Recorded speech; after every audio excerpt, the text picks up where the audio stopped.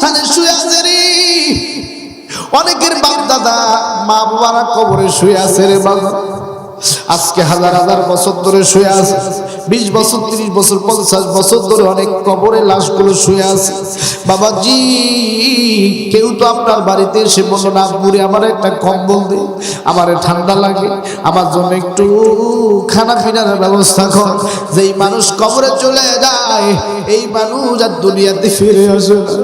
আর বাজারে ওই কবর কিন্তু ভালো জায়গা না। আমার বন্ধুরে, দুনিয়াতে সামান্য যদি একটু রোগ হয়, সামান্য যদি একটু মুসিবতে পড়েন, অসুস্থ হয়ে যান, আপনার পাশে কেউ সহজে দাঁড়ায় না, আপনাকে কেউ হেল্প করে না, সাপোর্ট করতে চায়। আরে ওই কবরের ভিতরে আযাব হইলে আপনার পাশে কেউ দাঁড়াইব না।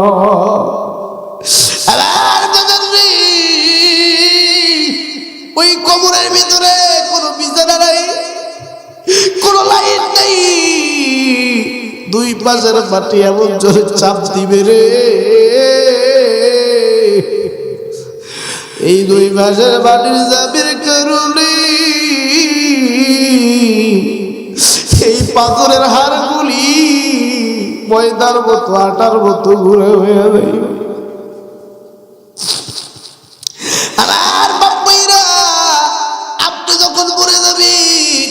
আপনাকে অনেক মানুষ মাটি দিয়ে দোয়াটা পর্যন্ত করবে না, খুব তারা দেখায় চলে যাবে। এই জন্য বাগান নেই, কবরে যাওয়ার আগে আল্লাহ যেন আমাদেরকে মুত্তাকি মুমিন বানায় দেয়। ওই কবরে নামাজি না বানায়া মাওলা তুমি ডাক দিও না, ওই কবরে আল্লাহ ওয়ালা না বানায়া আল্লাহ তুমি ডাক দিও না। আবার 3 দিনের মধ্যে একটা মানুষকে যখন কবরে রাখে, 3 দিনের মধ্যে গোশতগুলো খুলে খুলে যায়। আমার বন্ধু, এই শরীরের যে গোশতগুলো আছে খুলে খুলে আলাদা হয়ে যাবে। আমার ভাইজান, ওই কবরের ভিতরে আপনার সন্তান একবারও খবর নেবেন, আপনার স্ত্রী খবর নেবেন। আমার বন্ধু রে, যে ঠোঁটের মধ্যে সিগারেটের দোয়া লাগাইলে ওই জিহ্বার মধ্যে সাদা সাদা ছোট্ট ছোট্ট পোকাগুলো বসে তোর জিহ্বার গোশতগুলো খাবে। তোর চোখের মধ্যে যেই চোখ দিয়ে মোবাইলের পর্নোগ্রাফি দেখছো, অশ্লীল ভিডিও দেখেছো, এই চোখ দুইটো পোকাগুলো খেয়ে খেয়ে পোকা আবার পায়খানা করে ফেলবে। ওই পোকাকে খাওয়ার জন্য আরেক পোকা আবার তৈরি হবে, ওই পোকাকে আরেক পোকা খাবে, ওই পোকাকে আরেক পোকা খাবে। যুবক মরার পরে মানুষের কোনো দাম থাকে না। ওরে হাতি বললে লাখ টাকা, হাতি বাঁচলেও লাখ টাকা, তুমি আমি মরে গেলে রে আমাদের কোনো দাম থাকে না। এই জন্য বাবাজি রে, ওই কবরে যাওয়ার আগে আমি যুবকদের পা দুইটা ধরে বলি, খবরদার নামাজ ছাড়বি না। আল্লাহ যেই নামাজ আমার আপনার জন্য ফরজ করে দিয়েছে, যুবক এই নামাজ ছাড়বি না। এই রমজান মাস আসতেছে, রমজানের রোজা একদিনও মিস দিবি না। আমার বন্ধুগণ, আমার বাপ ভাইরা, নবীর মোহাব্বত, নবীর সুন্নত দাড়ি কাটবি না। আল্লাহ যেন আমাদেরকে মুমিন মুত্তাকি বানায় দেয়। সকলে বলুন আমিন, আমিন, আমিন, আল্লাহ আমিন। আল্লাহ কবুল করো আমাদের দিলের ইমানগুলো। আমার বাপ্পাইরা প্লিজ কোন দিকে তাকাতাকি করবেন না। কুলিপুরের বাপ্পাইরা, তাত্রাই এলাকার বাবাজিরা, আল্লাহ রাব্বুল আলামিন কোরআনের ভিতরে চমৎকার করে तमाम পৃথিবীর মানুষদের উদ্দেশ্যে করে আল্লাহ পাক মেসেজ দিয়ে দিলেন। আমার আল্লাহ সূরা ইব্রাহিমের মধ্যে জানাই দিয়েছে, আল্লাহ পাক বলেন আলিফ লাম রা। এরে বন্ধু, এই 3টি অক্ষরের অনুবাদ পৃথিবীর কেউ বের করতে পারবে না। শুধু এই তিনটা অক্ষরের অনুবাদ নয় রে বাজান, আলিফ লাম মিম কফ নুন সাদ হা মিম। এই যে আমার বন্ধুগণ, সূরার শুরুতে আমার আল্লাহ যে ওয়ার্ডগুলো দিয়েছে, যে অক্ষরগুলো দিয়েছে বাজান, এগুলো অনুবাদ পৃথিবীর কেউ বের করতে পারবে না। আসেন বন্ধুরে, আল্লাহ পাক বললেন নবীজি তামাম পৃথিবীর মানুষদেরকে জানায়া দাও, এই মানুষদেরকে আপনি বলে দেন, এই মানুষগুলো যদি আল্লাহওয়ালা হইতে চায়, এই মানুষগুলো যদি ভদ্র মানুষ হইতে চায়, এই মানুষগুলো যদি প্রকৃত ঈমানদার হইতে চায়, এই মানুষগুলো যদি আমি আল্লাহ ভক্তি হইতে চাই, আমি আল্লাহর প্রেমে প্রেমবান হইতে চাই, ও নবীজি এই দুনিয়ার বুকে আমার বন্ধুগণ ইন্টারমিডিয়েট পাস করতে গেলে আমার বন্ধু সার্টিফিকেট অর্জন করা লাগে, এই বন্ধু দাখিল পরীক্ষা দিলে সার্টিফিকেট অর্জন করা লাগে।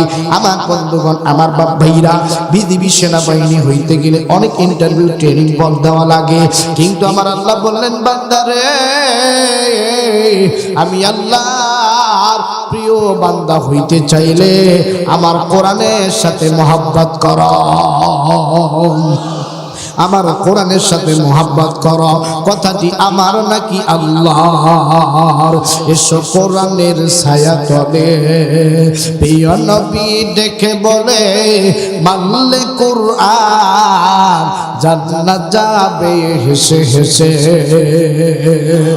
এরা উলিপুরের বাম্পাইরা রে, এরা খাতরা ইউনিয়নের বাবারা, আমি জানি না কোন মানুষটার জন্য সাদা কাপড় এই রাজার হাটের দোকানে চলে আসছে, কোন মানুষটার জন্য সাদা কাপড় ফ্যাক্টরিতে তৈরি হইতেছে রে বাদাম, কোন মানুষটার জন্য জানি এই গোরস্থানে কবরের মাটি খানা বায়না হয়ে আছে, আমার জানা নাই।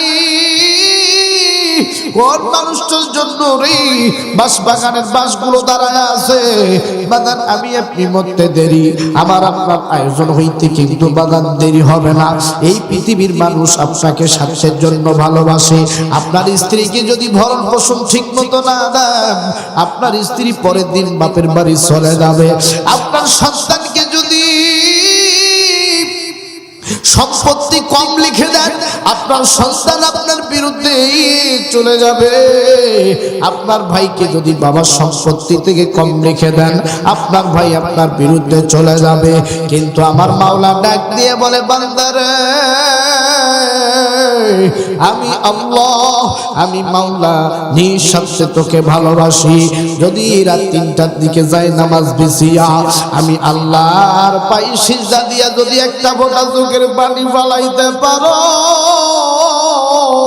লা তাকনাতু মির রাহমাতিল্লাহ, আমি আল্লাহ তোর জিন্দেগীর গুনাহগুলি মাফ করে দেব। জোরে বলুন না বাগান সুবহানাল্লাহ।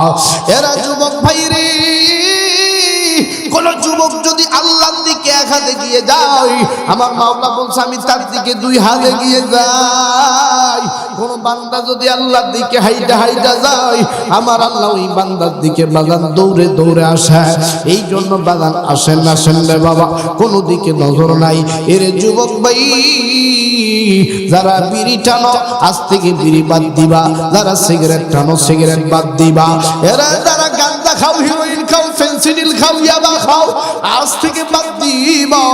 এরা যারা মোবাইলের মধ্যে পর্নোগ্রাফি দেখো, আজ থেকে দেখা বাদ দিবা। আজ থেকে জীবনে তওবা করবে, আর কোনোদিন গুনার সাথে সম্পৃক্ত হইবে না। আজ থেকে তওবা করবে, আর কোনোদিন মোবাইলের উলঙ্গ ছবি দেখবি না। আজ থেকে তওবা করবে, আর কোনোদিন নামাজ ছাড়বি না। আজ থেকে তওবা করবে, আর কোনোদিন পিতা মাতার খেদমত ভুলবি না। এ বাগান এই দুনিয়া অল্প দিনের, এই দুনিয়া অল্প দিনের। এই জন্য বাগান আসেন আসেন, এখনো সময় আছে বাবাইরা। আল্লাহওয়ালা যদি হইতে চাও, কোরআন প্রেমিক যদি হইতে চাও, বাগান বলেন সম্পর্ক করতে হবে কার সাথে? আল্লাহর সাথে করা দরকার আছে না নাই? আল্লাহ পাক বলেন কিতাবুন আনজালনাহু ইলাইকা লিতুখরিজান নাস মিনাল যুলুমাতি ইলান নূর কোরআনের তেলাওয়াত ভালো লাগে না খারাপ লাগে? কক্সেস বাজার যাবেন, কক্সেস বাজার দেখবেন ওই জায়গার মানুষের ভাষা শুনলে মনে হবে যে এরা কি বলে বোঝা যায় না। কথা কম ঠিক না বেঠিক? আবার ঢাকা, পুরান ঢাকায় যাবেন, কবে আবেহালা কিতে কইবে লাগছো, কথা কন। আবার রংপুরের মানুষ কইতে পারে না, কয় আমাদের হোমপুর। কথা বলেন, অমপুর বলে। কথা কন ঠিক না বেঠিক? বগুড়ার মানুষের ভাষা ভিন্ন, 10 কিলোমিটার পর পর ভাষা ডিস্টেন্স আছে। কিন্তু বিশ্বাস করেন বাজান, আল্লাহ পবিত্র কোরআন আপনি পৃথিবীর যে কোনো জায়গায় যান, যে কোনো রাষ্ট্রে যান, যে কোনো প্রদেশে যান, কোরআন যখন কোনো অন্য ভাষাভাষীর মানুষ পড়বে, বিশ্বাস করেন আপনি বুঝতে পারবেন, কারণ এটি আল্লাহর কিতাব। কথা কন ঠিক কিনা? আজকে যুবকরা কোরআন পড়ে না, আজকের মা বোনেরা কোরআন নিয়ে আনন্দ করে না, আজকের মা বোনেরা পাগল হয়েছে স্টার জলসা জি বাংলা, এই ভারতের হিন্দি সিনেমার পাগল, হিন্দি সিরিয়ালের পাগল। অনেক যুবক পাগল হয়েছে হলিউড বলিউড তারকাদের পাগল। হলিউড বলিউড সালমান খান শাহরুখ খান কেমনে চুলের স্টাইল করছে, কেমনে কানে দুল দিছে, এগুলো দেখা দেখা শিখতেছে। কতক্ষণ ঠিক না? আরো জোরে কোন ঠিক না বেঠা? বর্তমান যুব সমাজ ফ্রি ফায়ার পাবজি গেমে আসক্ত। কথা বলেন, ফ্রি ফায়ার খেলে আর মার মার মার, কথা বলেন না কেন? আর আমার বুড়া দাদাদের কথা কি কমু, আমার কিছু বর্তমান বুড়া দাদা আছে, বিড়িটাই না উপর দিকে ধোয়া দেয়, কয় তালা গেল। কথা কোন ঠিক কিনা? আরো জোরে বলেন। যুবক এই সমস্ত বাদ দাও, এগুলো অন্যায় কাজ, এগুলো ইসলাম এগুলোকে সাপোর্ট করে না, এগুলো সমস্ত হচ্ছে শয়তানের পন্থা। কথা বলেন ঠিক কিনা? আরো জোরে বলেন। আসেন বন্ধুরি, যেহেতু রাত্রি গভীর হয়ে যাচ্ছে, বাজার মূল আলোচনায় চলে গেলাম। কোনো দিকে তাকাতাকি করবেন না, যেহেতু মা বোনেরা আসছে, মা বোনদের পক্ষে একটা বয়ান শোনাই দিয়ে যাব। আল্লাহ পাক বলেন, কিতাবুন আনজালনাহু ইলাইকা লিতুখরিজান নাস মিনাল যুলুমাতি ইলান নূর। আল্লাহ পাক ডাক দিয়ে বলেন, দুনিয়ার মানুষেরা রে, আমি যেই কিতাবখানা তোমাদের জন্য নাযিল করে পাঠাইলাম, এই কিতাব আমি আল্লাহ গরু ছাগলের জন্য নাযিল করি নাই। এই কিতাব আমি আল্লাহ প্রাণী কুলের জন্য নাযিল করি নাই। এই কিতাবটা আমি মানব জাতির জন্য পাঠাই দিছি। আমার বাদান রে, আমার বাপ ভাইরা, এরে যুবক ভাই, ইউক্যালিপটাসের গাছ আপনারা চিনেন কি চেনেন না? এই ইউক্যালিপটাস গাছটা কাইটাও আমার বন্ধুগণ, এই কাঠ দিয়া যদি কেউ জুতা রাখার বক্স বানায়, এই জুতা রাখা বক্সে যদি জুতা রাখেন, দেখবেন বাজান এই জুতার ময়লাগুলো বক্সে বইরা যায়।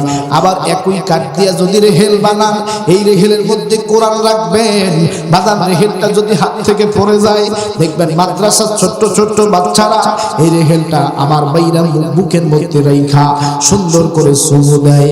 তার মানে আমি বুঝাইতে চাইলাম রে বাজার, একই গাছের কাঠ দিয়া রে জুতা রাখার বক্স বানাইছেন, কিন্তু বাদাম বক্সের মধ্যে জুতা রাখার কারণে ওই কাঠের দাম নাই। আবার একই কাঠ দিয়া কোরআনের রেহেল বানাইছেন, বাদাম এই রেহেলের দাম বাইরা গেছে। এই জন্য বাসার আসেন আসেন, এর যুবক, এই দিলটার ভিতরে যদি কোরআন লাগাইতে পারো, এই দিলের ভিতরে যদি মাওলার জিকির চালু করতে পারো, এই দিলের ভিতরে যদি কোরআনের মহব্বত বাড়াইতে পারো, আল্লাহ রাব্বুল আলামিন আমার আপনার দাম বাড়ায়া দিবি। কথা বলেন বাজান ঠিক কিনা? এরে বন্ধু, যারা কোরআন মানবে আল্লাহ পাক তাদেরকে জিরো থেকে হিরো বানাই দিবে। আল্লাহু আকবার কর। যারা কোরআন মানবে তাদেরকে জিরো থেকে হিরো বানাই দিবেন কে? আরো জোরে করেন না কে? আল্লাহ পাক কোরআন নাযিল করেছেন আমাদের জন্য, অথচ বাংলাদেশের ভণ্ড পীররা গান গায়, আকাশটা কাঁপছিল কেন, জমিনটা নাচছিল কেন, বড় পীর ঘামছিল কেন, সেদিন গান গাইছিল খাজা জেহেদিন। নাউজুবিল্লাহ বলেন। আল্লাহ নবীর গান, পীর আউলিয়ার শান, আল্লাহ নবীর শান, পীর আউলিয়ার গান, যে বলে হারাম সে তো জ্ঞানহীন, জ্ঞানহীন। নাউজুবিল্লাহ। বর্তমান কিছু শিল্পী আছে, এই যে মমতাজ সংসদে গিয়ে উল্টা পাল্টা গান গাইতো, আল্লাহ এবারে তারা নামাই দিছে। কথা কন, যেই টাকলা মুরাদ বলছিল যে রাষ্ট্রীয় ধর্ম ইসলাম চলবো না, আমার বন্ধুগণ এইবারে যখন তিনি ভোটে দাঁড়াইছে, গ্রামে গ্রামে গিয়া তিনি চিকিৎসা করার জন্য হাত দেখে, চোখ দেখে, কিন্তু বাদান এরপর মানুষের মন পায় না। কথা কন, মাহির ট্রাক উল্টে গেছে। কথা বলেন ঠিক না বেঠে? তার মানে এই বাংলার মুসলমানেরা ওই সমস্ত লোকদের নেতৃত্ব পছন্দ করে যারা কোরআন দিয়ে দেশ চালাইতে চায়, ইসলাম আমার ভাই ইসলামের হুকুমত বাস্তবায়ন করতে চায়, খলিফাতুল মুসলিমিন খোলাফায়ে রাশিদের মতো ইসলামী অনুশাসন বাস্তবায়ন করতে চায়, তাদেরকেই বাংলার জমিনের মুসলমান পছন্দ করে। কথা বলেন ঠিক কিনা? কারণ এদেশ শাহজালালের দেশ, এদেশ খানজাহানের দেশ, এদেশ বখতিয়ার ইখতিয়ার উদ্দিনের বাংলাদেশ, এদেশ শাবাস্তুলের বাংলাদেশ, এদেশ মুফতি আজিজুল হক রহমাতুল্লাহির বাংলাদেশ, এদেশ মরহুম আহমদ শফি হুজুরের বাংলাদেশ, এদেশ মরহুম আহমদ দেলোয়ার হোসেন সাইদ হুজুরের বাংলাদেশ, এদেশ দাড়িওয়ালার বাংলাদেশ, এদেশ হাজী গাজীর বাংলাদেশ, এদেশ 3.5 লক্ষ মসজিদের বাংলাদেশ, 3.5 লক্ষ মসজিদের ইমামের বাংলাদেশ, 3.5 লক্ষ মসজিদের মুয়াজ্জিনের বাংলাদেশ, এদেশ ভারত শাসিত বাংলাদেশ নয়। কথা বলেন ঠিক কিনা? আরো জোরে বলেন। রাগ করতেছেন নাকি?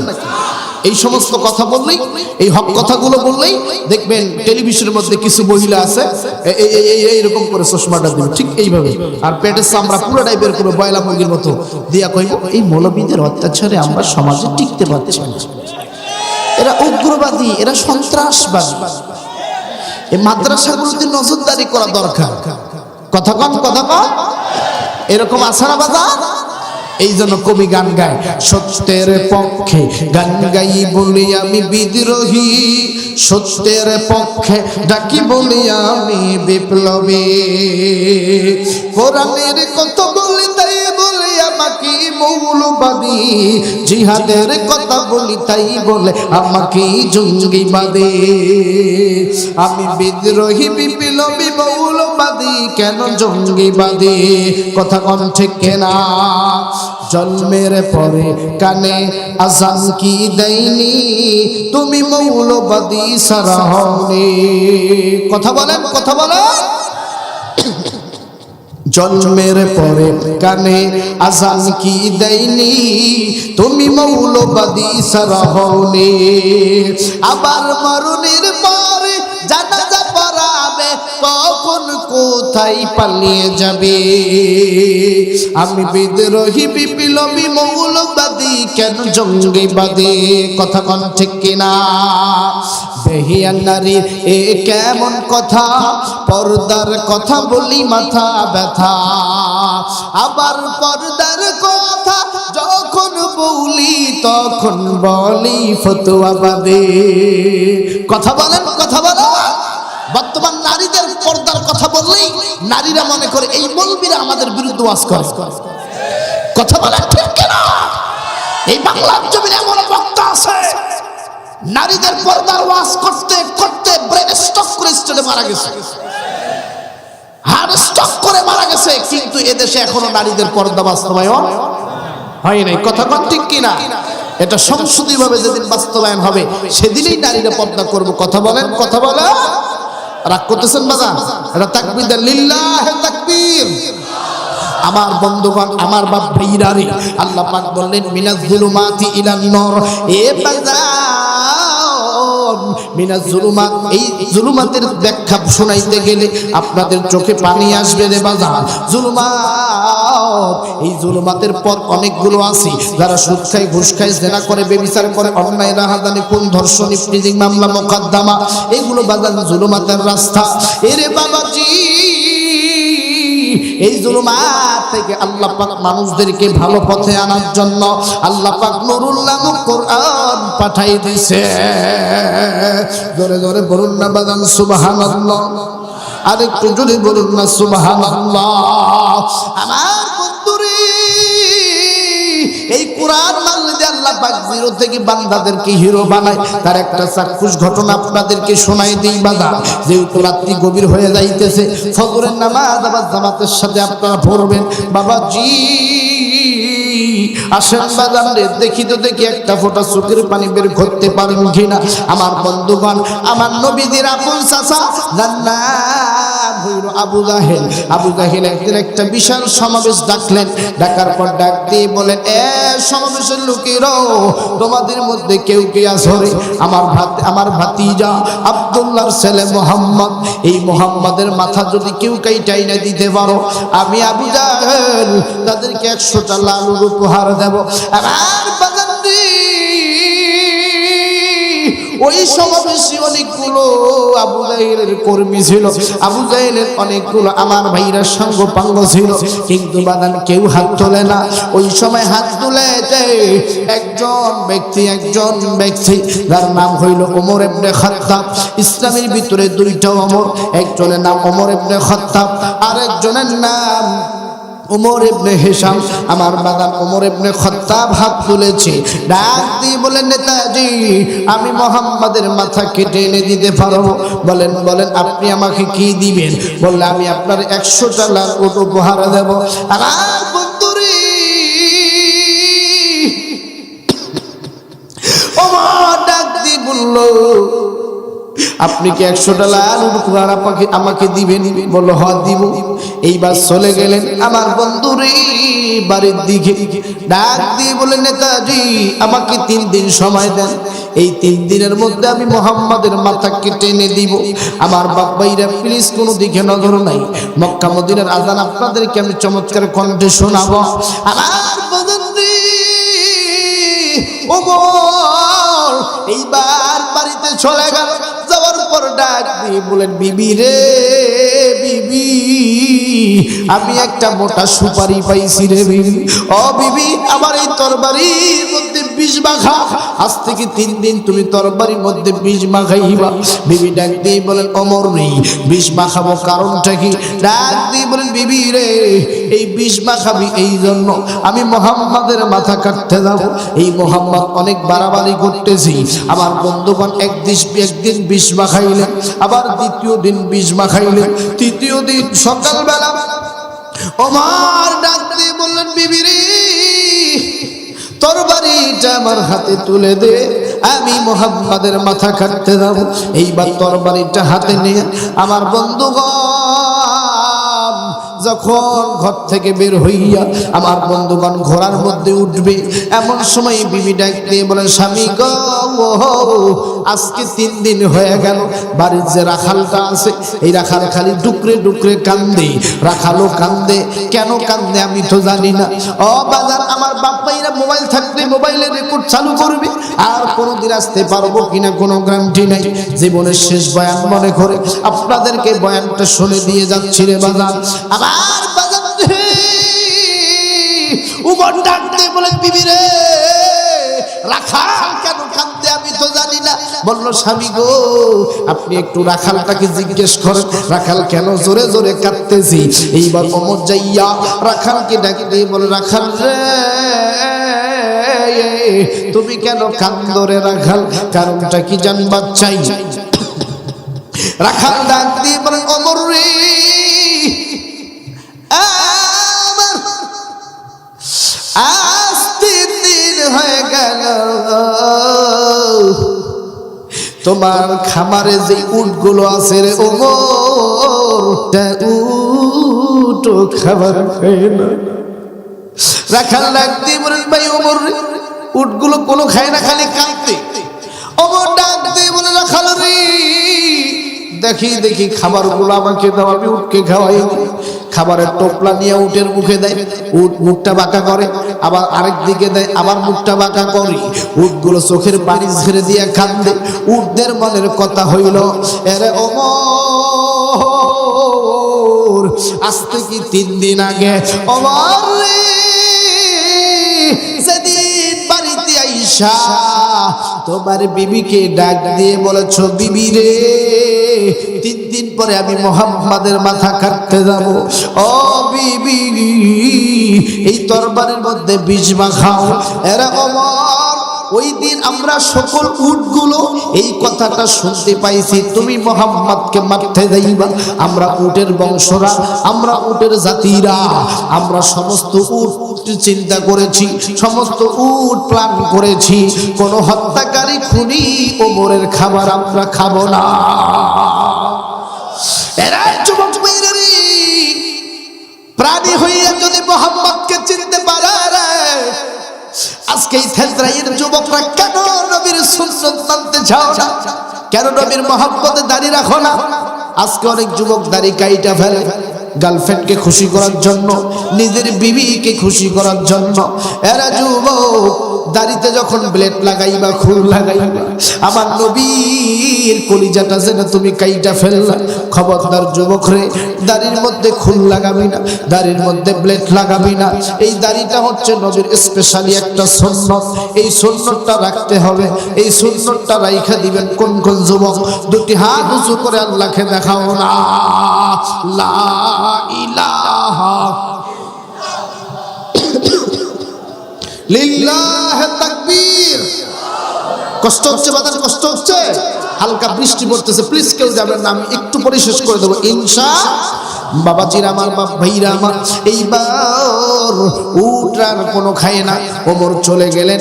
এইবার মুহাম্মাদের মাথা কাটার জন্য ঘোড়ার মধ্যে চড়িয়া রাস্তা দিয়ে যাইতেছেন। এমন সময় তার বন্ধুর সঙ্গে দেখা হয়ে গেল। তার বন্ধুর নাম হচ্ছে নাইম। তার বন্ধু ডাক দিয়ে বলেন, ভাই ওমর রে, তুমি কই যাইবার লাগছ? ডাক দিয়ে বললেন, আমি যাইতেছি মুহাম্মাদের মাথা কাটার জন্য, আমি মুহাম্মাদকে মারতে যাইতেছি। ডাক দিয়ে বললেন, ভাই ওমর, মুহাম্মাদের মাথা কাটার আগে রে তোমার বোন ফাতিমা কোরআন পড়ে পড়ে মুসলমান হয়ে যাচ্ছে। মুসলমান হইয়া কোরআন পড়তেছি, আগে তোমার বোন ফাতিমাকে ইসলাম থেকে সরাও। এইবার ওমর যখন জানতে পারলেন তার বোন ফাতিমা কোরআন পড়তেছে, আমার বাবাজি মুসলমান হয়েছে, এই কথা শোনার সঙ্গে সঙ্গে ওমর বোনের বাড়ির দিকে রওনা হলেন। বাড়ির দিকে যাওয়ার পর দরজার মধ্যে আঘাত করতেছেন, বোন ও বোন দরজা খুলো। দরজা খোলে না, ভিতরে গুনগুন গুনগুন করে কোরআন তেলাওয়াত করে। ওমর রাগ হইয়া দরজা ভেঙে ভিতরে ঢুকেছে, দেখে তার বোন কোরআন পড়তেছে। ওমর ডাক দিয়ে বলেন, বোন রে, তুমি কেন কোরআন পড়ো? তুমি না আমাদের ধর্ম অনুসারী, তুমি মুসলমান হয়েছো কেন রে বোন? কোরআনটা ছেড়ে দাও, ইসলাম ছেড়ে দাও। ফাতেমা ডাক দিয়ে বলতেছে, হাযা কালামুল্লাহ, আল্লাহু আকবার, কন্যা হাযা কালামুল্লাহ। ডাক দিয়ে বলেন, ভাই রে, আমি আল্লাহর কিতাব পড়ি, আমি কোরআন ছাড়তে রাজি নাই। আমার বন্ধুরে, যখন তার বোন ফাতিমা বলেছে আমি জীবন দিতে রাজি আছি, আমি ইসলাম ধর্ম ছাড়তে রাজি নাই, আমার মা বোনেরা রে, ফাতিমার এই নরম গালে ওমরের হাতে ছিল চামড়ার মোজা। এই চামড়ার মোজা পরিহিত হাত দিয়া ফাতিমার গালে এমন জোরে একটা থাপ্পড় দিছে, এমন জোরে একটা সর মারছে, ফাতেমা জমিনে পড়ে গেছে। বাবাজি, এইবার ওমর চাবুক বের করিয়া এই চাবুক দিয়ে ফাতেমার গালে জোরে জোরে মারতেছে। ফাতেমার গা দিয়ে রক্ত বের হইতেছে। ডাক দিয়ে বলেন, বোন রে,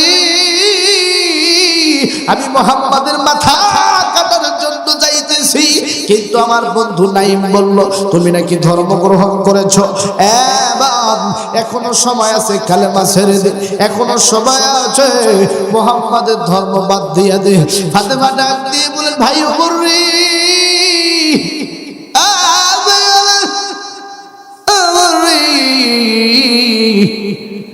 আমি ফাতেমা কোরআনের জন্য, ইসলামের জন্য রে, নবীর জন্য রে, আমি কাল্লা দিতে রাজি আছি, কিন্তু আল্লাহ ছাড়তে রাজি না। দেখেন বাগানে কেমন মহব্বত করেছিলেন কোরআনকে, কেমন মহব্বত করেছিলেন ইসলাম ধর্মকে। বাবাজি এই জন্য আমার বাপ ভাইরা আসেন আসেন, আমি আপনি এই দুনিয়ার জমিনে চিরকাল থাকতে পারবো না। এই গোরস্থানে অনেক মানুষ শুয়ে আছে। আমার বাগানটি ওমর এইবার ডাক দিয়ে বলতেছেন, বনুরে তোমার এত পারলাম বল, তুমি যে কোরআন বলো না, আমি একটু কোরআনটা পড়তে চাই, আমার একটু পড়াইবানি। ডাক দিয়ে বলেন, ভাই ওমর রে, তুমি তো অপবিত্র, উযু নাই, আমি তোমার উযু বানায়া দিই। এইবার ওমরকে উযু করে দিলেন। আমার বন্ধু ওমর উযু করেছি, এইবার কোরআনটা হাতে নিছি। এইদিকে আমার নবী দোয়া করে, আল্লাহ হয় আবু জাহেলকে না হয় ওমরকে তুমি হেদায়েত দিয়ে দিও। ওমর উযু করে এসে কোরআনটা যখন হাতে নিছি রে, যখন কোরআন পড়া শুরু করে দিয়েছে, তাহা মা আনজালনা আলাইকাল কুরআনা লিতাশকা।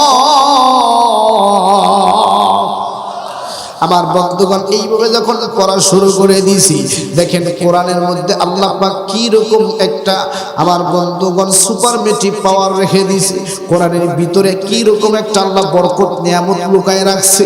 বাবাজি ওমর যখন কোরআন পড়া শুরু করে দিয়েছে, ওমরের শক্ত দিলটা আস্তে আস্তে আস্তে আস্তে আল্লাহ নরম বানাই দিয়েছে।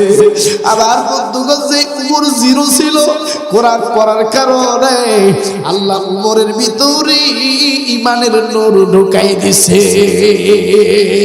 এই জন্য যুবকদেরকে বলবো, যুবক ডিপ্রেশনে যখন থাকো, মানসিক দুশ্চিন্তায় যখন থাকো, যখন তোমার মনে হয় আমাকে অস্থির লাগতেছে, দুনিয়ায় আমার কেউ নেই, দুনিয়ায় আমার কেউ নেই, হারাম রিলেশনশিপ করে সেকা খায়া বেকা হয়ে গেছে যুবক, এই মেয়েদের পিছনে অযথা সময় নষ্ট করো না, এদের পিছনে সময় নষ্ট করে তোমার ফিউচার নষ্ট করো না, আল্লাহকে ভুলে যায় না।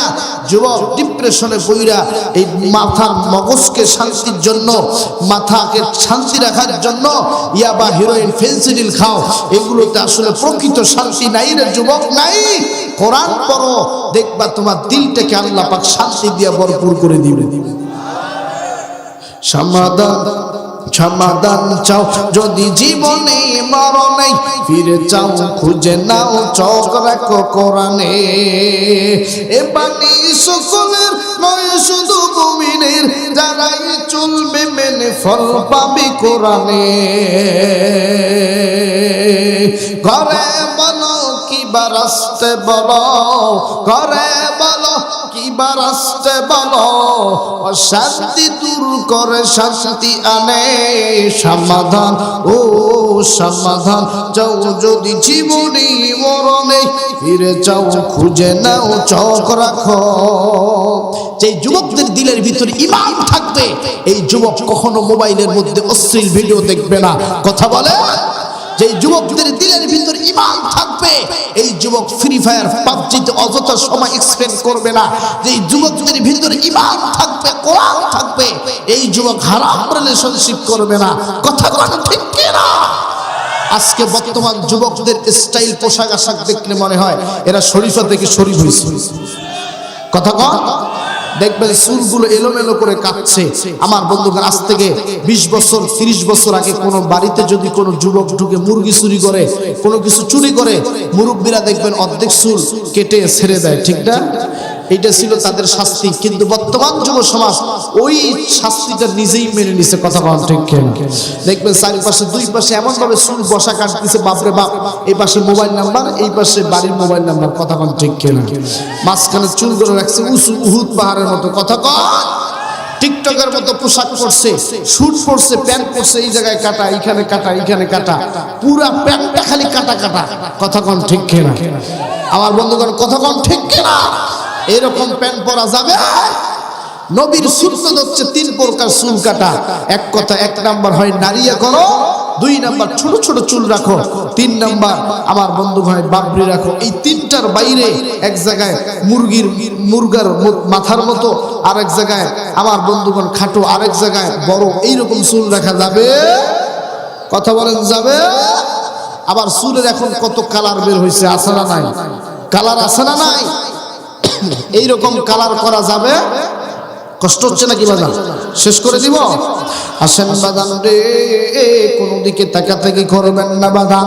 এ মা বোনেরা, আপনারা যারা এসেছেন গো মা, আপনাদের উদ্দেশ্যে বয়ানটা করে দিয়ে যাই। মা গো, আপনারা যখন বাড়িতে থাকবেন তখন বাড়িতেও পর্দা করবেন। স্বামীর সামনে শুধু পর্দাটা নাই, ঘরের মধ্যে যখন থাকবেন স্বামীর সামনে পর্দা নাও করলে চলবি, কিন্তু মা গো কোন পরপুরুষের সামনে যখন যাবেন মুখটা ঢাকাবেন, শরীরটা ঢাকাবেন। মা গো, রাস্তা দিয়ে যখন যাবেন গো মা, মাথার চুল ছেড়ে দিয়ে রাস্তায় চলাফেরা করা যাবে না। এ মা, ও আমার কলিজার টুকরা বোনেরা, আপনার যখন বিবাহ করবেন, একটা কিছু যুবক, যেই সমস্ত যুবকরা 5 ওয়াক্ত নামাজ পড়ে, যেই যুবকরা ইসলামের নিয়ম নীতি মেনে চলে, এই সমস্ত যুবকদের সাথে বিয়েতে বসবেন। মা, আজকে বর্তমান যুগের মেয়েরা দেখবেন ওই সমস্ত যুবকদের বিয়ে করে যার R15 আছে। কথা বলো যুবকরা, ঠিক কিনা? ওই সমস্ত মেয়েরা যুবকদের বিয়ে করে যার চুলের স্টাইল যত বেশি। কথা কয় আমার মা বোনেরা রে, এ যুবক ভাইরা, তোমরা যখন বিয়ে করবা তোমরাও 4টা গুণ দেখে বিয়ে করবা। 1 নাম্বার মেয়ের ফ্যামিলির ব্যাকগ্রাউন্ড, 2 নাম্বার মেয়েটার বাবা সম্পত্তিশালী নাকি, 3 নাম্বার মেয়েটার চরিত্র, 4 নাম্বার মেয়েটা পর্দা ঠিকঠাক আছে কিনা। এই 4টা গুণ দেখে বিয়ে করবা। আমার এই মুরব্বী দাদারা অনেকে আছে, যখন গরু কিনতে যায় দেখবেন বাদান রে, গরুর লেজটানে ওলান ধরে।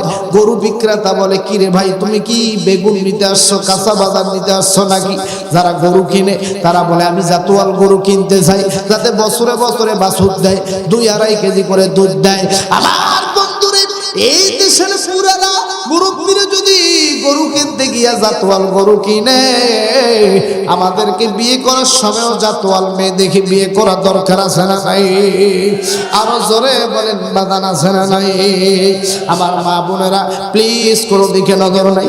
ওই নবীর জামানায় মেয়েরা যখন কোনো সাহাবীদের সাথে বিয়ে বসতো, তারা সাহাবীদের ইসলামী গুণগুলো দেখতো। আমার বাদান রে, আমার নবীজি এইরকম অনেকগুলো সাহাবীদেরকে নিয়ে বয়ান করতেছে। একজন মহিলা প্যান্ডেল থেকে জোরে জোরে কান্দে। নবী আমার ডাক দিয়ে বলে, সাহাবীরা রে, কোন সেই মহিলা কান্দে? বললেন, ইয়া রাসূলুল্লাহ, এই মহিলাটা এই অত্র এলাকার মধ্যে সবথেকে সুন্দরী, সবথেকে গুণবতী, এই মেয়েটার নাম হচ্ছে উম্মে জামিলা। নবী আমার ডাক দিয়ে বললেন, সাহাবীরা রে, ওই বোনটাকে ডেকে নিয়ে আসো, দেখি তো দেখি কেন কান্দে। এইবার উম্মে জামিলা নবীর সামনে হাজির হয়ে গেল। নবী আবার ডাক দিয়ে বলে, উম্মে জামিলা রে, কেন তুমি কান্দো? উম্মে জামিলা ডাক দিয়ে বলেন, নবীজি, আজকে দীর্ঘদিন হয়ে গেল, এখন পর্যন্ত আমি বিয়ে করতে পারলাম না। ডাক দিয়ে বললেন, ও বোন আমার, তোমার কেমন পাত্র প্রয়োজন? বললেন, ইয়া রাসূলুল্লাহ, ইয়া হাবিবাল্লাহ, যার ভিতরে 3টা গুণ থাকবে তাকে আমি বিয়ে করব। ইয়া রাসূলুল্লাহ, ইয়া হাবিবাল্লাহ, 1 নাম্বার গুণ হইল যেই যুবকটা সারা রাত জেগে জেগে নফল ইবাদত করবে, আমি ওই যুবকটাকে বিয়ে করব। 2 নাম্বার, যেই যুবকটা প্রত্যেকটা দিন রোজা থাকবে, ওই যুবকটাকে আমি বিয়ে করব। 3 নাম্বার হইল, ইয়া রাসূলুল্লাহ, ইয়া হাবিবাল্লাহ, ওই যুবকটাকে আমি বিয়ে করব যেই যুবকটা প্রত্যেকদিন কোরআনুল কারীম খতম করবে। আমার মা বোনদের দেখেন, ওই সময়ের মারা, ওই সময়ের বোনেরা বিয়ে করার সময় ইসলামী প্রশ্ন, ইসলামী শর্ত অনুযায়ী বিয়ে করত। আমার মা বোনদের উদ্দেশ্যে বয়ানটা করতেছি। মা গো, উম্মে জামিলা নবীরে বললেন, ইয়া রাসূলুল্লাহ, ইয়া হাবিবাল্লাহ, এই 3টা গুণ যার ভিতরে থাকবে আমি তাকে বিয়ে করব। আমার নবীজি উপস্থিত সাহাবীদের সামনে বলেন, সাহাবীরা রে, তোমাদের মধ্যে কেউ কি আছো এই 3টা গুণে গুণান্বিত? আমার বন্ধুগণ, কোন সাহাবী হাত তোলে না। একজন সাহাবী কর্নার থেকে হাত তুলেছে। ডাক দিয়ে বললেন, নবীজি, আমি বিয়ে করব, আমি এই তিনটা শর্ত পালন করব। নবী আবার তাকে কাছে ডেকে নিয়ে আসলেন। এইবার ওই মেয়েটার সাথে বিয়ে পড়াই দিলেন। বাবাজি বিয়ে করা যখন হয়ে গেল, এইবার এই সাহাবী উম্মে জামিলাকে নিয়ে আমার বন্ধুগণ তার নিজের বাড়িতে চলে গেল। বাড়িতে যাওয়ার পর উম্মে জামিলা ইশার নামাজের জন্য যেই নামাজে দাঁড়ায় গেছে, আরেকটা জায়নামাজ পাশে রেখে দিয়েছে। আল্লাহর নবীর সাহাবী মসজিদ থেকে নামাজ শেষ করে যখন বাড়িতে ঢুকেছে, ডাক দিয়ে বললেন, বিবি গাও তুমি নামাজ শেষ করছো? নি বললো, হ্যাঁ শেষ করছি। তাহলে এই জায়নামাজটা কেন রাখছো? বলো, স্বামী আপনার সাথে শর্ত ছিল আপনি সারা রাত ইবাদত বন্দেগী করবেন, এই জন্য জায়নামাজ বিছায় রাখছে। এখন নফল নামাজ শুরু করে, ফজর পর্যন্ত নফল পড়বে। ডাক দিয়ে বলেন, বিবি রে আজকে হইল বাসর রাত, আজকে কিসের নামাজ পড়বো, চলো আমরা বিছানায় শুয়ে পড়ি। আমার বন্ধুগণ বাসর রাত হয়ে গেল। পরের দিন সকালবেলা ডাক দিয়ে বলেন, বিবি আমার ক্ষুধা লাগছে, রুটি বানায় দাও। রুটি বানাই দিছে খাইতে, দুইটা রুটি খাইলেন। বলে, বিবি আরো দুইটা রুটি দাও। বলে, কেন? আগে বিয়ের আগে রুটি খাইতাম দুইটা, বিয়ের পরে ক্ষুধা বাড়ছে, এখন আরো দুইটা রুটি দাও। বলতেছেন, ও স্বামী গো, আপনার সাথে আমার কথা ছিল আপনি রমজানের আপনি রোজা থাকবেন প্রত্যেকটা দিন, কিন্তু আপনি দুইটা জায়গায় আরো দুইটা রুটি বেশি খান কেন? ডাক দিয়ে বলেন, বিবি রে আমি যেটা বলছি সেইটা করো। এইভাবে 4-5 দিন আমার বন্ধুগণ সপ্তাহখানেক চলতে শুরু করলো। আমার বন্ধুগণ সাহাবী রমজানে আমার বন্ধুগণ সারা রাত জেগে জেগে ইবাদত করলো না, প্রত্যেক দিন রোজাও থাকলো না। আমার বাজান রে একদিনও কোরআনুল কারীম খতম শেষ করলেন না। বাবা জি এইবার উম্মে জামিলা ডাক দিয়ে বললেন, স্বামী আপনি আমার সাথে এবার নবীর দরবার পর্যন্ত যাবেন। আপনি নবীর দরবারে গিয়া আপনার বিরুদ্ধে নবীর কাছে নালিশ করো। এইবার স্বামীকে নিয়ে নবীর দরবার পর্যন্ত চলে গেলে নবী আমার ডাক দিয়ে বলেন, উম্মে জামিলা আমার কাছে আসছো কারণটা কি? ডাক দিয়ে বলেন, নবীজি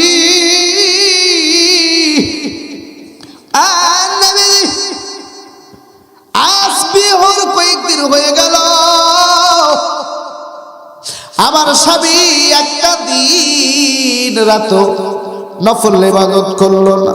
নবীজি আমার স্বামীর সাথে কথা ছিল, বিয়ের শর্তের 1 নাম্বার শর্ত ছিল সারা রাত জেগে জেগে নফল ইবাদত বন্দেগী করবে। নবী গো একটা রাত নফল ইবাদত করে নাই, কেন করলো না? আমারে ঠকাইলে কেন? আপনি একটু জিজ্ঞেস করেন। আমার নবী ডাক দিয়ে বলেন, সাবিরি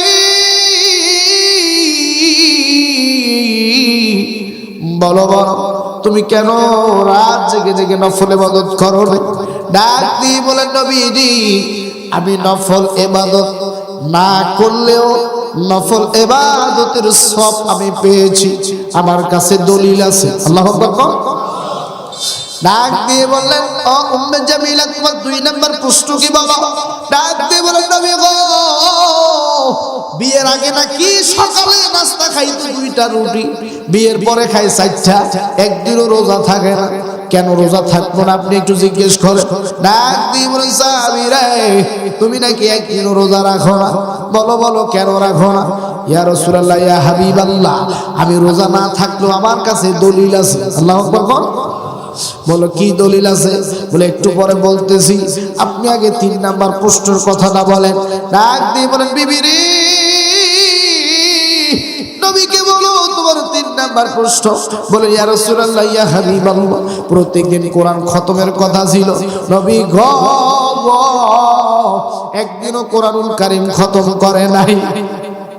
ডাক দিয়ে বলেন, ও সাহাবী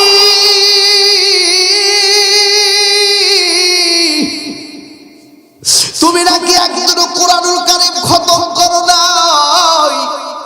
তোমার বিবি বলতেছে, ইয়া রাসূলুল্লাহ ইয়া হাবিবাল্লাহ আমি কোরআন খতম করছি কি করি নাই আমার কাছে দলিল আছে। আল্লাহু আকবার বলে। এইবার আমার নবী ডাক দিয়ে বলেন, কি রে ব্যাপার, এই একদিনও নফল ইবাদত করলো না, এর কাছে নাকি দলিল আছে। একদিনও রোজা থাকলো না, এর কাছে নাকি দলিল আছে। একদিনও কোরআনুল কারীম খতম করলো না, আমার সাহাবীর কাছে নাকি দলিল আছে। আমার নবী ডাক দিয়ে বলে, সাহাবী রে, বলো তো, বলো তোমার কাছে এক নাম্বার কি দলিল আছে? সাহাবী ডাক দিয়ে বললেন, নবীজি, ইয়া রাসূলুল্লাহ, ইয়া হাবিবাল্লাহ, আপনি বলেছেন কোন উম্মত যদি 5 ওয়াক্ত নামাজ জামাতের সাথে আদায় করে, বিশেষ করে ফজরের নামাজ, ঈশার নামাজ জামাতের সাথে পড়ে বাড়িতে এসে ঘুমায়, ফজরের নামাজ জামাতের সাথে পড়ে, নবীজি আপনি বলেছেন সারা রাত জেগে জেগে নফল ইবাদত করলে যেই পরিমাণ সওয়াব হবে আল্লাহ তার আমলনামায় লিখে দিবে। নবীজি, আমি তো প্রত্যেকটা দিন এই 5 ওয়াক্ত নামাজ জামাতের সাথে আদায় করি, তাইলে বলেন আমি কি প্রত্যেক রাতের নফল ইবাদতের সওয়াব পেয়েছি কি পাই নাই? আমার নবী ডাক দিয়ে বলেন, সাহাবী পেয়েছো, আলহামদুলিল্লাহ পড়বেন না?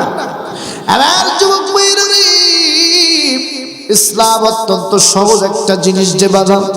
এইবার আমার নবী ডাক দিয়ে বলেন, সাহাবী তোমার 2 নাম্বার দলিলটা কি বলো? তুমি নাকি একদিন রোজা রাখলা না। সাহাবী ডাক দিয়ে বললেন, নবীজি, ইয়া রাসূলুল্লাহ, ইয়া হাবিবাল্লাহ, আপনি বলেছেন কোন উম্মত যদি রমজানের 30টা রোজা রাখে, আল্লাহু আকবার, রমজান মাসের 30টা রোজা রাখে আর শাওয়াল মাসের 6টা রোজা দেয়, নবীজি 1 বছর রোজা থাকলে যে পরিমাণ সওয়াব হবে আল্লাহ তার আমলনামায় লিখে দেয়।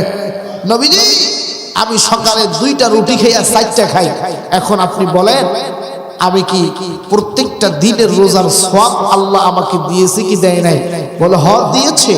তুমি তো রমজানের রোজাও রাখছো, শাওয়াল মাসের 6টা রোজাও দিছো, 1 বছরের সওয়াব তো তোমার মজুদ আছে। আল্লাহু আকবার কোন। আমার নবী ডাক দিয়ে বললেন, সাবিরিন, 3 নাম্বার তুমি নাকি খতম দেওয়ার কথা ছিল, খতম দাও না কেন? ডাক দিয়ে বললেন, নবীজি, ইয়া রাসূলুল্লাহ, ইয়া হাবিবাল্লাহ, আমি প্রত্যেকটা দিন নামাজ শেষে সূরা ইখলাস পড়ি। আপনি বলেছেন কোন উম্মত যদি একবার সূরা ইখলাস পড়ে 10 পারার সওয়াব, আর একবার পড়লে 10 পারা, আর একবার পড়লে 10 পারা, 3 বার পড়লে 1 কোরআন খতমের সওয়াব পাওয়া যায়। নবীজি,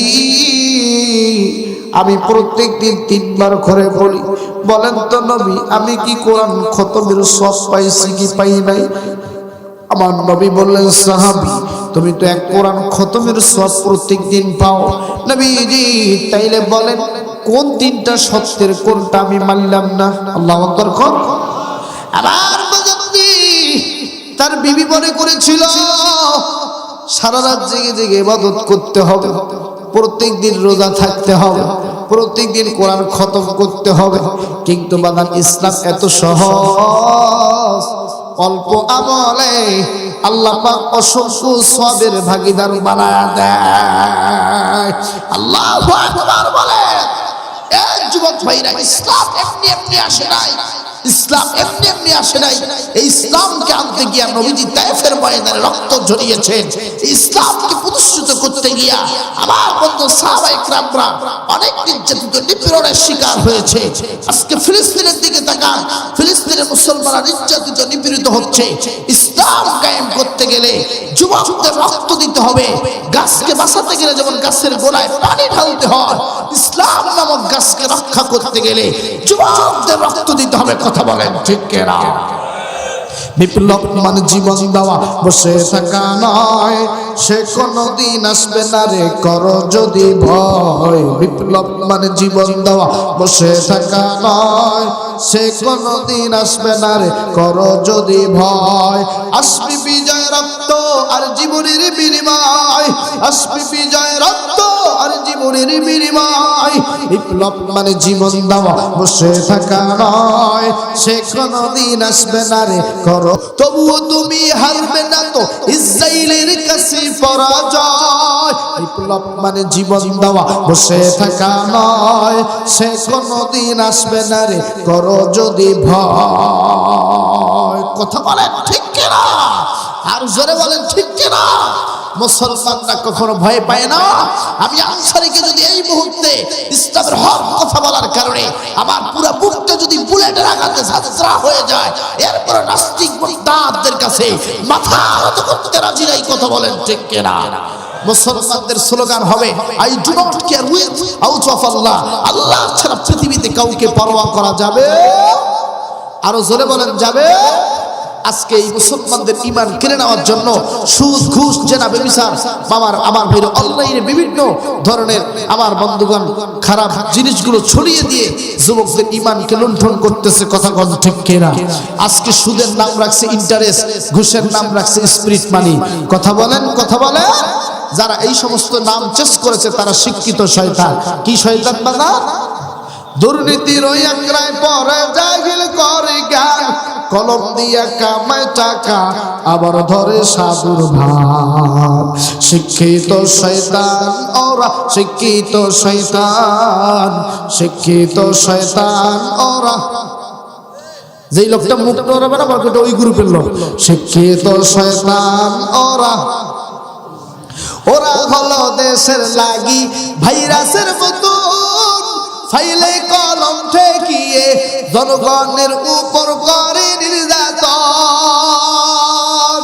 ঘুষের টাকায় ওদের বুড়ি, ঘুষের টাকায় ওদের বুড়ি করে যে টান। শিক্ষিত শয়তান ওরা। কথা বলেন ঠিক কিনা? দেখবেন ঘুষ খাইয়া খাইয়া আমার বন্ধুগণ পেটের সাইজ এত বড়। ঈদের দিনে যখন আমার ভাইরা কোলাকুলি করতে যাবেন দেখবেন বুক পাবেন না, পেট ছাড়া। কথা কয় ঘরের দরজা খোলার সময় হাত লাগে না, পেট দিয়ে ধাক্কা দিলে দরজা খুলে। কথা বলেন না কেন? মহিলারা চিন্তা করে হায় হায় আমাদের পেটে 8 মাস 9 মাসের বাচ্চা আছে, এদের পেটে মনে হয় 2টা বাচ্চা, এদের 18 মাস চলতেছে।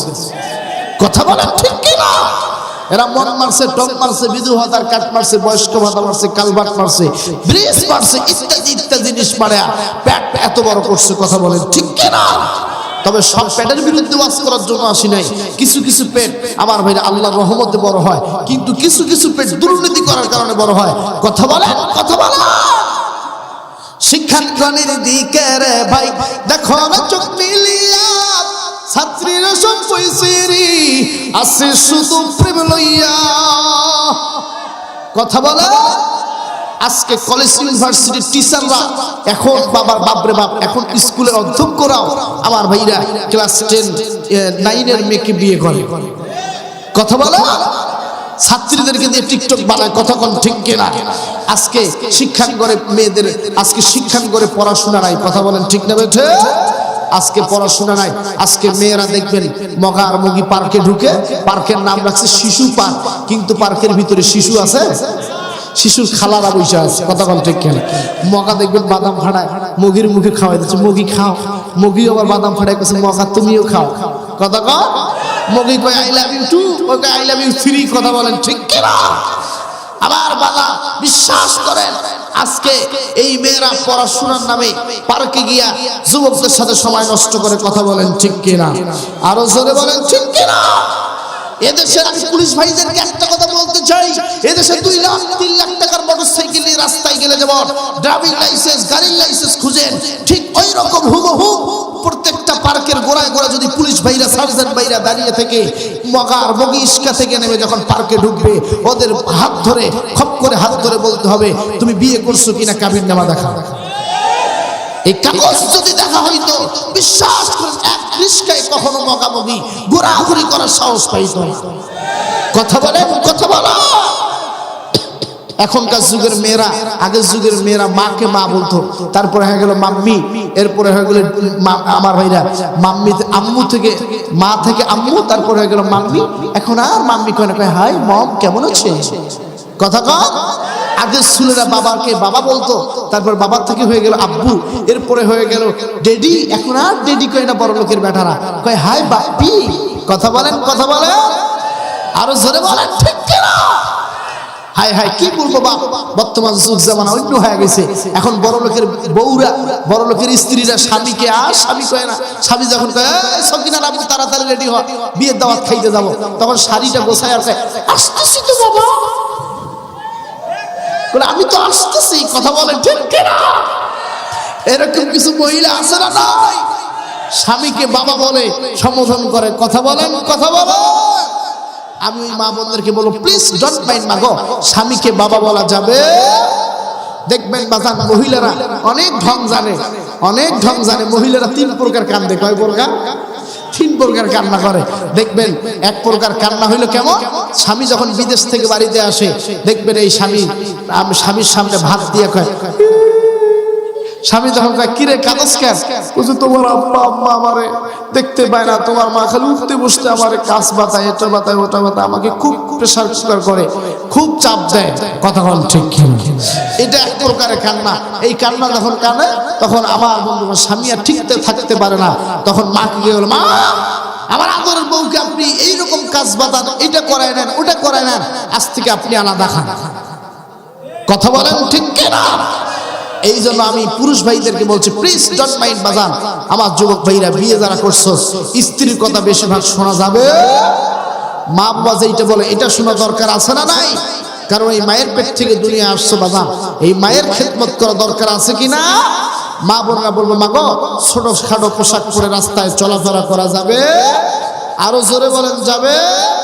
লা ইলাহা মুহাম্মদ লা ইলাহা, শেষ করে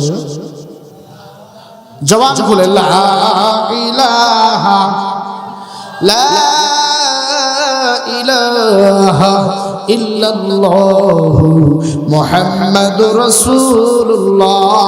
জোরে বলুন না সাল্লাল্লাহু আলাইহি ওয়াসাল্লাম।